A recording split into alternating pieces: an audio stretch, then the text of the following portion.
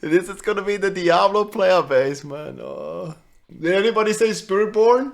Sure. No, it's going to be overpowered for sure. But I mean, it's just because What? Listen. it's going to be broken in the most fun way, I'm sure. No, it's going to be overpowered for sure. Spiritborn is going to be overpowered for sure. Creativity that goes into and confirmed the effort by the boss, Rod Fergusson. Apparently, guys, Rod Fergusson gave a podcast here about the Spiritborn. So a new podcast here from Mr. Rod Fergusson. You still have 2 months till Vessel of Hatred. We still don't even really know 2 months, man. That's not long. That much outside of the character of what Vessel of Hatred is. I was talking about this in the stream. Right. We just did an hour-long stream about just the class. Right. Not about the world, not about the map, not about the side quests, not about the activities, nothing like that. So tell us, Rod. I mean, we have lots more to come. I mean, it's a journey. We're not at the destination yet, and that destination is October 8th when it comes out. But as we talked about, Adam talked about sending people to Gamescom. We're going to do hands-on with Spiritborn. I will be there. I hope we get, it looks like we're going to get another chance of playing. But we have lots more to reveal. That's the cool thing about doing something the size of an expansion. That's not just lots one thing. more to reveal. It's more than, the Neyrel story. It's more than the Spiritborn class. We've got lots more things to talk about. And last time he just randomly revealed the Gauntlet release date in one of these podcasts, so better watch. Alluded to the Mercenaries. We'll go really deep on that at Gamescom. There's our sort of co-op endgame mode. That's going to be something we're going to talk about more later. So there's lots of... So today is Spiritborn Day, but we have lots to talk about moving forward. And it came from Duba, 22, who in the chat said, I hope this is a banger of an expansion. Diablo has gained so much momentum back. Is that accurate, do you feel? Like when you look at what you guys have done in your timeline here, this really, this launch that was so well received, right? And then you're a games as service. You go on and it is people, I didn't like this season, I don't like this change. What about this? Why'd they do that? Yeah. How do you look so far at the journey of Diablo 4? It's kind of what that momentum is what we've been trying to achieve. When you go back and you look at the history, especially in terms of main game releases, you go, from D2 to D3 was 10 years. Yeah. Right. So for your players, that's obviously a very long time. And then from D3 main game to D4 main game, 10 years. And so this notion of having decades between the sequels is, sucks as a player. And so we don't want to keep doing that. And so that's the notion about us having this momentum around having the live service that we can keep evolving over time. To be fair, recently, guys, I feel like there's been so many Diablo news, like basically every week or every other week, something was happening, right? Having expansions so we can keep people playing and introducing new classes, all the way to trying to make sure that we're not doing these sort of decade-long beats between games. And then I feel like that's one of the interesting things I've had conversations with both last week when I went down to actually play a Spiritborn class, and then even here talking to PR, right, of this idea that like, man, Season 4 is so good, Xanth. We're having such a good time. We're leveling, da-da-da. And there's been these like actual conversations I've had of like, yeah, we know it is. A lot of that we were thinking about putting into Vessel of Hatred, but then we said, why wait? Is that like the mantra right now? Just make the game as good as you can in the moment you can? Oh, yeah, absolutely. Seasons are usually like 3 months. Season 5 will be shorter, but like that notion of how long do you have to wait to get this change in, but also that it takes time to make those changes. And that's some of the, we get feedback all the time, like, oh, Season 4 was amazing. Why didn't you launch like that? And we're like, well, we kind of learned, First off, jerk. I just go like, look, you learn as you go. That's the thing I really love about a live service is that it's evolving and getting better each time, hopefully. And so the notion of like, you don't have a Season 4 without a Season 1, 2, and 3. We had to learn the lessons of 1, 2, and 3 to get to 4. And to be fair, they got a lot of feedback and they implemented a lot of feedback by the looks of it, right? Like there is a lot of things that they have changed for the better. And that's what the nice thing about a live service. You go like, oh, I see what worked and what didn't work, and then we can kind of build on it. And so that's really how 4 became 4. And it's just we're trying to continue that momentum as we go. Now, like Season 4 was huge because it was Loot 2.0. It was the loot, we completely redid an entire system. Like Season 5 will be shorter and won't have that. We're doing the whole thing. But then Season 6 brings with it the expansion. I think people are going to be really excited about. Season 5 is going to be great. People are playing the PTR right now and having a good time playing with the Horde mode that we have introduced there. But I think when Season 6 lands with the Vessel of Hatred and with the Spiritborn, I think that people are going to be really excited. Yeah, it's the one challenge is just around balance. Is just like you're trying to we want all the builds to be fun and you have success, to certain levels of degree. And so, one of the things we always talk about is like we want every build to be Even able on to the do Druid. a pit 61 because we want you to be able to get all the masterworking materials. And so trying to make sure that happens. But in some cases you go like, Wait, so they want all the builds to be able to do pit 61. Okay, but 61 is yeah, I mean that's a pretty low bar, but it works. so, one of the things we always talk about is like we want every build to be able to do a pit 61 because we want you to be able to get all the masterworking materials. And so trying to make sure that happens. But in some cases That's you a go like, pretty low bar. the Barbarian is like just Why not 60? Oh, it's talking about Barbarian. Why not 69, man? Way cooler number. Okay, what is he going to say about the Bob? And so trying to make sure that happens. But in some cases you go like, oh, the Barbarian is like just out of whack. And you go, and people are having fun with it. So you go, Yes. what? Our new philosophy is leave it alone. Early seasons we were kind of like, get on it right away. And this now we're like, Whoa, what? Leave it you know alone? what? Our new philosophy is Then leave it alone. Early seasons we were kind of like, get on it right away. And this now we're like, what? It's fun. Let them have fun. But in between seasons, we're kind of like, hey, Sorc and Druid need help. And maybe we need to like fix Barb a little bit. And then all the Barb people get really mad at us because how dare you? and the Sorc and Druid people even go like, not enough. And so, so it's a constant ebb and flow on balance. This and guy we're gets working it. through that. But I mean, our intentions are the right intentions. We want all builds to be viable and fun. And so that's us trying to find that. And so I think... I mean, it's a very hard job, like, kind of like being in the middle there, like, no matter what you do, somebody's going to hate you for it. Pit's been really helpful, actually, because you Or can feel able to very look at it and passionate say, about it, hey, at what's least. the top build at the depth of pit they go to? And you can actually kind of see more of the discrepancies of like how far a Druid can go or how far a Sorc can go. So that's been really helpful for the team. And I think you're really going to feel it in season 5. Like they're really bringing... the fact that you could temper legendaries meant that uniques weren't as interesting because they couldn't get all the extra stuff. And so we're, revisiting a lot of uniques. And we're not adding tempering to them, but we're making them more powerful so that they're viable again. And then all the balance changes that are coming, like Sorc and Druid, are going to get the love that they deserve. And so there's going to be a lot of great stuff to go and find and play in 5.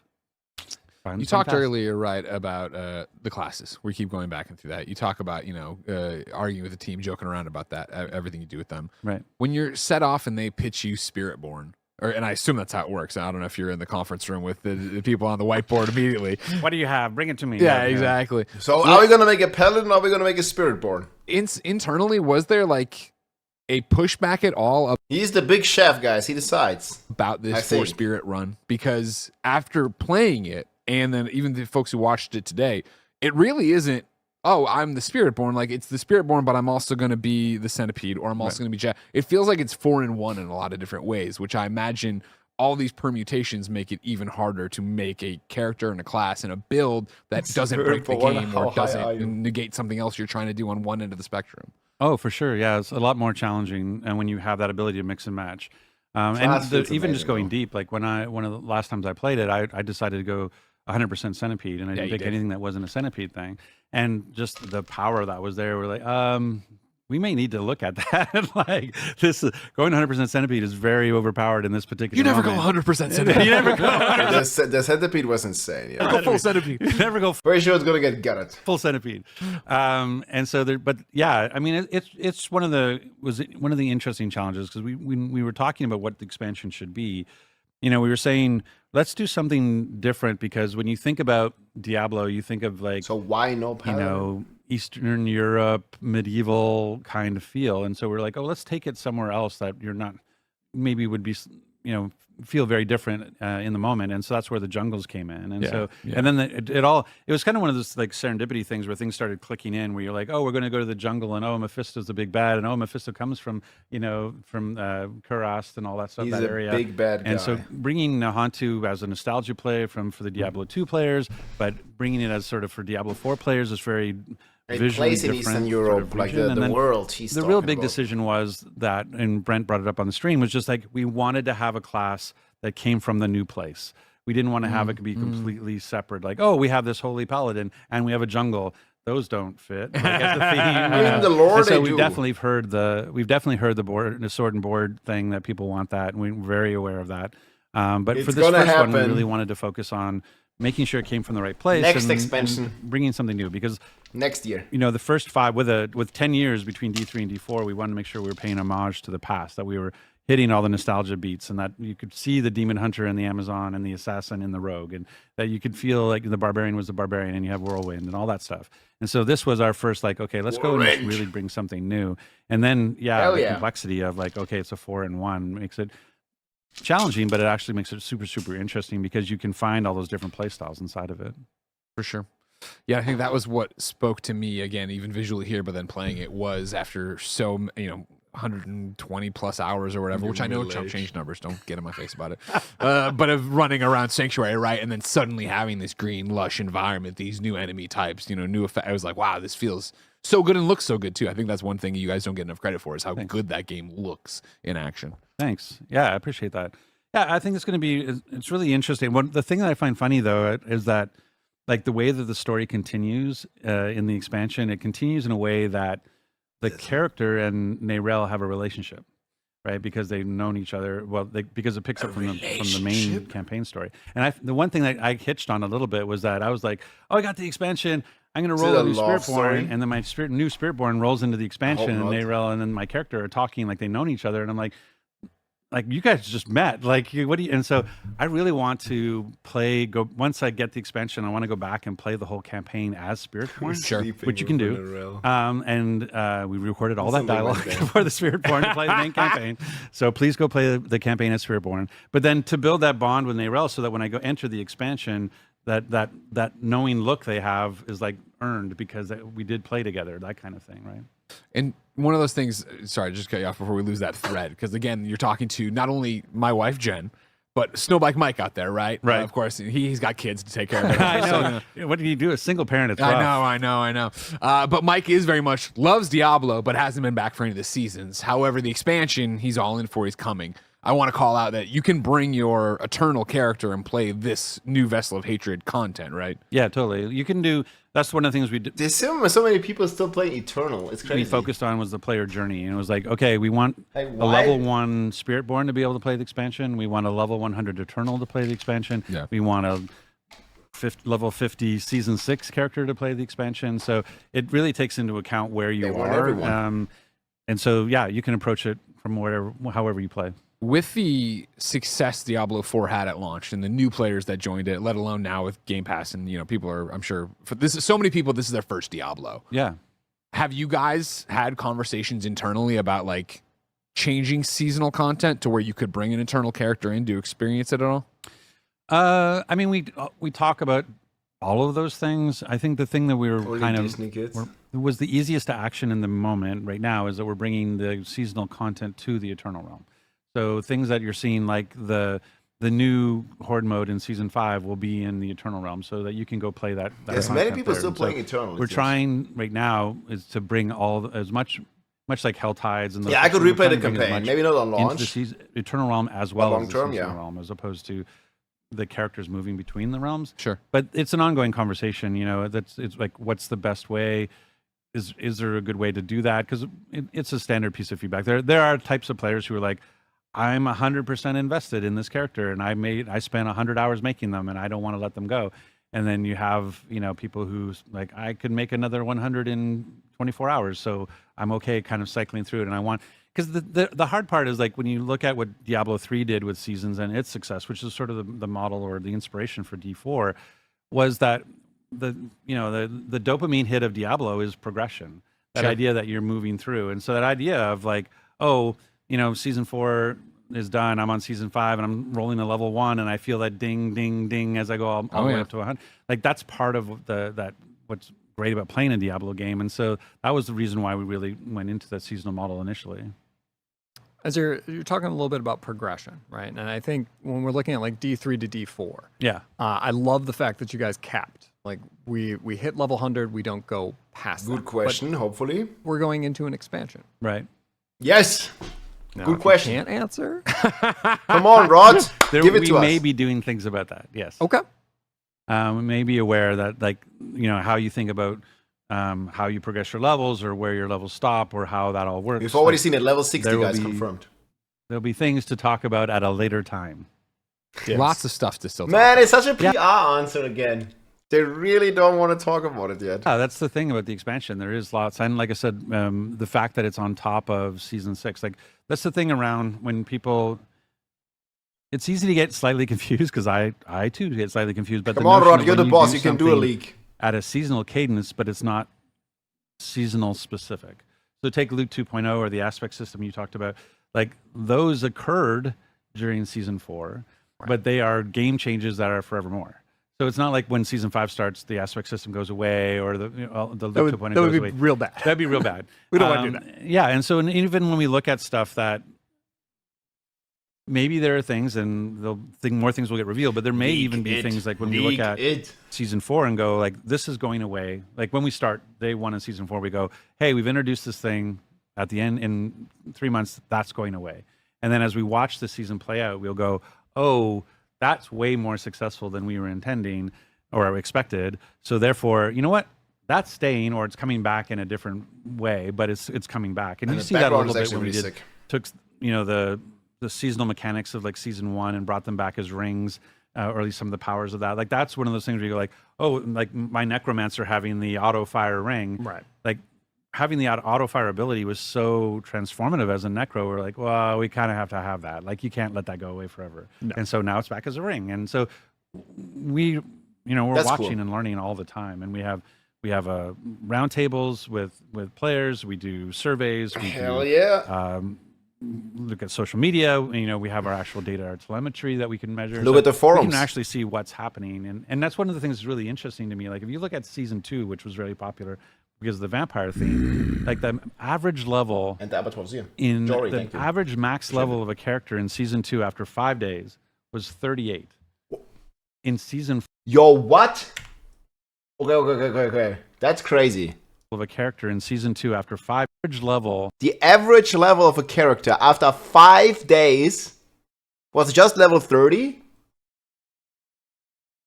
Oh man, I always underestimate like how many like very, and I mean very, very casual players are playing. That's insane. In the average max level of a character in season 2 after 5 days was 38. In season okay, in this statistics is my 10 mule characters that I create because I don't have stash tabs and they're all level 1. Or what? Like no way, man, level 30? What? 4 it's 53. Hey, no, man, this is like okay, 53. So after 5 days people are level 50. The average person is level 50. I think they just have mule characters in this calculation. Was 38. In season 4, it's 53. Right? So just the amount of like what it speaks to the okay, but they have so much data like this. You see, they have like everything. Of a character in season 2 after 5 days was 38. Man. In season 4, it's 53. Right? So just the amount of like what it speaks to that find the fun fast. But also the notion of like, oh, I'm going to sink a bunch of hours into this right now because it's so fun right now, One of my favorite things from the 2. I like that they are dropping some numbers. They also said that 85% of players play solo. 85. That's insane. In the preview last week was getting to go to like mission control. Yeah, I always say this. You are underestimating how casual a lot of Diablo 4 players are. Yeah, they are like casual. Like, I mean, it's insane. Where we just walked by it, but it was all the screens. Yeah, like, it's also because they nerfed the pits. Yeah, I could see that totally. Oh yeah, and this is like the brain of Blizzard. You can see all the people playing and what they're doing and where they're. And I was like, oh my god, it's just data on all these screens. I was like, I would love to actually go in this room because I wasn't allowed in the room to sit there and watch all of that and see what's up because it's just so impressive to see how many people are logging in. Like you're talking about telemetry and tracking all of that. What are they doing? They are logging in. We have a whole team dedicated to it, and that was part of the thing that we had for a while, like for season 1, our live team was actually part of our season team, and just we recognized that that's not working quite right, and so we created an actual separate live team that they're just all they care about is what's happening in the game, like right now and the balance and stuff, while people are off working on seasonal stuff. And so it was meant to be that focus. So this is the 2 teams. I don't think it's like 2 seasonal teams, right? They just have a live team and a season team now. we recognize pretty quickly, like, hey, from a balance perspective, from all the things, when people in our streams love Colin, they let Colin cook. Like, he's part. Dude, Colin is cooking. I met the guy at Blizzard HQ, and I'm telling you, he's cooking up some good stuff. That live team that's all about, like, okay, what are we seeing in the game and what do we need to do to make it better for next season? Dismissed. You gotta take care of those players. Absolutely. Just like they take care of you. And generally, it's now, we've kind of gotten to the place, as long as it's not breaking the servers, because we've actually had that. We've had a build that, when you look at the PTR for Season 4 and a screen full of fiery dust devils, you're like, oh, if that went public, like the dust devil Bobby's talking about, yeah, that's true. In a wide, we'd be crashing and everything. Yeah, it was bad. Dude, it was so good. What do you mean it was bad? I don't even have it anymore. And so you have to rein that in, and then we sort of look at, like, okay, at mid-season, we're gonna have mid-season. That's a good time. You get to play with it for a month and a half. We might need to tweak a few things, and then you get and then we'll carry on. So we try to be more transparent and more deliberate about balance. So it's just not you wake up one morning. The shop team is gonna be cooking. They have an entire team for the shop only, man. But that's how people sometimes feel. Like, I have this amazing build, and then I went to bed. It isn't this one. I'm doing half the damage I thought I should be doing. Yeah, and so we definitely wanted to get out of that. And so it's really it's right here. A philosophical change around not trying to chase the ideal of a perfectly balanced, and more about recognizing what's fun and chasing what's fun and letting people have what's fun. And honestly, like, anytime you have that feeling that you're breaking the game, that you've somehow cheated, you figured something out. Like the time when I recognize, I can drink 2 potions if I drink these 2 in particular. Like, then you feel like, ooh, I'm getting away with something. I'm breaking the game. I'm breaking the game. I feel it's these times when you feel like you're cheating. Good, right? And or as I talk about my son is 70 in an hour, like that feels like you're breaking the game, but it feels good and fun. And so why do I need to be the fun police and say, like, oh, I hate fun, so stop doing it? Fun police. So what I'm hearing is we should all be Spiritborn. Yeah. Oh, yeah. Oh, no, it's going to be just rock that. It's going to be broken in the most fun way, I'm sure. Everybody's going to be Spiritborn, man. Why do you want to play Druid, dude? Here. Okay, guys, this is live footage out of October. My prediction. This is gonna be the Diablo player base, man. Did anybody say Spiritborn? Nah, nobody's gonna be left on Druid. Hello? Sure. No, it's gonna be overpowered for sure. But I mean, it's just because. What? Listen. It's going to be broken in the most fun way, I'm sure. No, it's going to be overpowered for sure. Spiritborn is going to be overpowered for sure. That goes into and confirmed by the boss, Rod Fergusson. Again, this is going to be us in October, Vessel of Hatred launch.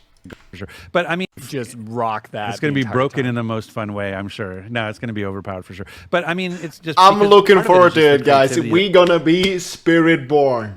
That goes into and the effort that goes into the builds that go out there. Like, we do a lot of work and we do a lot of testing, but you can never kind of test to the degree that the experts out there and the build makers and the guide makers do. And so they create these combinations and all the stuff where you go like, wow, I had no idea that if you did these 7 things, it would add up to this. We cook. Right. And so there'll probably be some early learning. But again, our philosophy is more around as long as it's not crashing something, then we're probably okay for a while. And so my expectation is we will not be knee jerking a bunch of fixes or balance changes just because somebody's having fun with the Spiritborn. I like that. I really like that attitude. Like, just let them have some fun with it, dude. Just let them have fun with it. I hope you don't, because I had a lot of fun with it when I got to go play. Yeah, so you can, the other thing is, like, we find there's a lot of people that Diablo is a log on and chill kind of game. They come home from work and they just want to kill a bunch of demons and just sort of sit there and relax. And so for some people, it's just sitting there and being overpowered and being able to just wipe out stuff and it just feels good in the moment. Like your build's firing, you're killing hundreds and thousands of demons. And so you get that sort of like, this is my game I go to at night to relax and kind of thing. And so I think there's room for all kinds of players. And I don't think people should think of 100 hours as like, oh, they're casual. That's a lot of time to spend on a game. And we know that. But what we want to do is make sure that people who want to spend 400 hours in the game have something to do and it's fun to do. And so we're continuing to work on that. We know. But yeah, I think most casuals gonna be there. It's a journey, not a destination. We will not go like, okay, we're all done. People can do it. We're always adding, much like we're adding. It's a journey, not a destination. And Spiritborn is going to be OP, guys. Confirmed by the man, the myth, the legend himself, Rod Fergusson. A horde mode in season 5. Yes. And all the cool stuff that with the expansion and our plans for season 7 and beyond. We're always trying to work to improve that. Yeah, one of the things that you talk about there, is a chill game, right? I think of Diablo so much as comfort food. Yeah, exactly. Where it's that idea of like when I don't know what I want to play, or more importantly, there's so many times I get to the end of the day. Yeah, and that's fine, right, Andy? Jen's going to sleep early, and I'm like, I'm going to play games. And I go down there, and I'm like, I'm exhausted. And I know I got an hour and a half in me, and I'm like, I'm not at the point where I want to take on a new game, where you start a new game, you got to learn the thing and do the thing. So it's like, let's just go Helltide. Let's just go Diablo. Let's go chase this off. And I was actually commiserating a bit at the trip with Travis Northup from IGN. And he was talking about how sometimes he's fallen asleep playing Diablo before, and people take that as an insult. And he's like, no, it's such a zen experience. And I'm like, dude, I have fallen asleep playing Diablo so many times that it's not that I'm not interested. It's just that muscle memory of like, okay, do this skill to this skill to this skill to do the thing. I get that. Got it. Teleport home, change it out. Never happens to me, but equipment or whatever. I can see that happening. I think that's the highest compliment you could get it. And so I originally talked about Langley and pulling it back into a super chat. We had a super chat from Test Subject who said, "Never played before, is now the time." Yeah, absolutely. I mean, it'd be great if he's like, "No, my game Lord. sucks." No, it's terrible right now. Just wait. Today would be a terrible time. time. Yeah, I mean. No, it's great. If you've never played before, like the nice thing is that because of the seasonal realm, like you can go and play the campaign and jump into the season at any time. And so, like if you want to go start the campaign today, that'll be great. And then when you come out of the campaign, you can go jump into season 5 or however long it takes you, and then you're getting ready for the expansion, because I think you're gonna have a lot of fun with Vessel of Hatred, and going and finishing the campaign and then kind of picking it back up with the beginning of Vessel of Hatred, I think would be great. So if you've never played before, I would recommend not skipping the campaign. I would recommend going through the story and understanding the lore and all the stuff that's involved in the game, and getting to know Lilith and getting to know your character. And so yeah, I think now is a great time. Now, if you've played the campaign when we launched a year ago and you haven't been in back, like season 4, as we've been talking about, is a lot of fun. And in a couple of weeks, on August 6th, we're launching season 5, and that'll be a lot of fun too. So August 6th, guys, 2.5 weeks. Couple weeks, you can definitely get to 100 and a season 4 character if you wanted to. My question would be something I saw in the chat while we were watching the reveal stream together, was people asking questions about the expansion, where it's like, oh, this is really cool.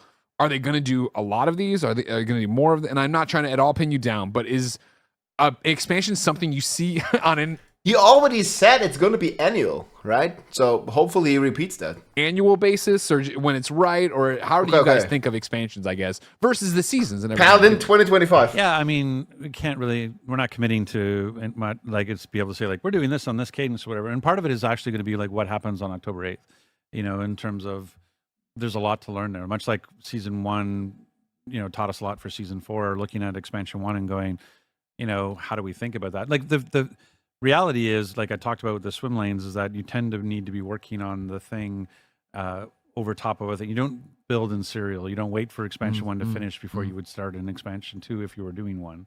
And so, we have to be, to look at those sorts of things. They also said they already worked on the Spiritborn before Diablo 4 even launched with the main classes, right? So he's basically saying, like, they're already working on the next expansion, like, between the lines. It's about, like, how are we thinking about season 5 and season 6 and season 7? How do we think about expansions? What we want to do is bring what interests players and what players want to do in Diablo. And so Paladin, we're always looking at what is being successful, and how do we think about the next era of starting with season 7. How do we think about the next era of the live service, and how do we think about how we're going to support it? So there's a lot to be learned still. So that's why we're not committing to anything today. Okay. But they already said that they're going to do annual expansions in the past. But yeah, I mean, it's like maybe it's 1.5 years or something, but that's kind of like the time frame that, I mean, he mentioned annual expansions in interviews when the game came out, but I mean, they might go back on this and make it like, every like 15, 18 months or something. You gotta get like 15 character slots or something. Come on. They bond together as this couple. But he knows, they play Diablo together in their 70s, and that's the gratifying part of being in games, is that the fact that still blasting video games in your 70s, guys. That's us. Let's go. At how much it impacts lives as you're and what it means to people. Not 17. That's what keeps 7-0 for sure. I think that's pretty great. I was going to say that's beautiful. That's fantastic. And I like that because I think the Diablo community is awesome. And I like the perspective of like stepping outside of some of the vitriol. Yeah. Right. Because in general, like being at those events, or at least the one I went to, it was amazing. Totally. It was great to be surrounded by a bunch of people who are fans of the same thing, and it wasn't a let's all get together and crap on this. It was, hey, this is what was your experience like? What was your favorite character? All of this, or what are you going to play when D4 comes out? Hell yeah. And I think that's pretty sweet too. It's like similar to like the event that I just went to now in Los Angeles, like meeting all the people there at the Blizzard HQ and like getting to play the new class and then like chatting with all the other like, people that I already know online, like whether it's creators or developers or community managers, just people at Blizzard. It was amazing, man. Like meeting so many people that I've only interacted like, over the internet, like finally person to person and just, share your thoughts about the new class and like what was your favorite centipede and that kind of stuff. It was really amazing. To hear, and I'm glad you get that perspective because it's very easy to just get lost in the hate on all that garbage. Yeah, that's true. I mean, definitely like on the internet, it can be a very, very toxic place. Again, no matter what decision you make, some parts of the communities are always gonna be mad. It is what it is, man. Rod, thank you so much for spending the day with us. Oh no, this is awesome. It's my first time being here, and I thoroughly enjoying it. Great. Well, you're not done yet, of course. We're going to go stream the game. We're going to get me some Okay, and then they gamed after this, man. It was a cool podcast, guys. If you want to check it out here. I mean, not really like any like crazy leaks other than, Spiritborn is going to be OP, yes? It's going to be OP. So, new Rod Fergusson interview here on the Kind of Funny Games podcast.